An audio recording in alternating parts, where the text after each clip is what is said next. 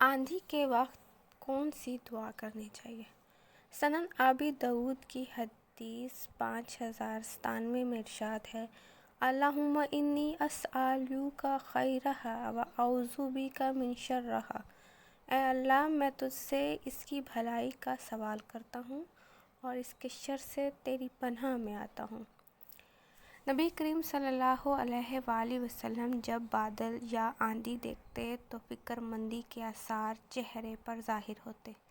وجہ پوچھی گئی تو فرمایا، مجھے یہ اندیشہ بے چین کرتا ہے کہ کہیں اس میں عذاب نہ ہو۔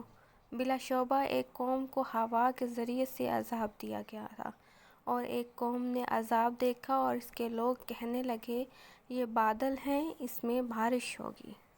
اس کے ساتھ ایک اور حدیث میں ارشاد ہے، صحیح مسلم کی حدیث 2084 میں فرمایا گیا ہے، اے اللہ، میں تجھ سے اس کی بھلائی کا سوال کرتا ہوں اور اس چیز کی بھلائی کا جو اس میں ہے، اور اس چیز کی بھلائی کا جس کے ساتھ اسے بھیجا گیا ہے، اور میں اس کے شر سے تیری پناہ میں آتا ہوں، اور اس چیز کے شر سے جو اس میں ہے، اور اس چیز کے شر سے جس کے ساتھ اسے بھیجا گیا ہے۔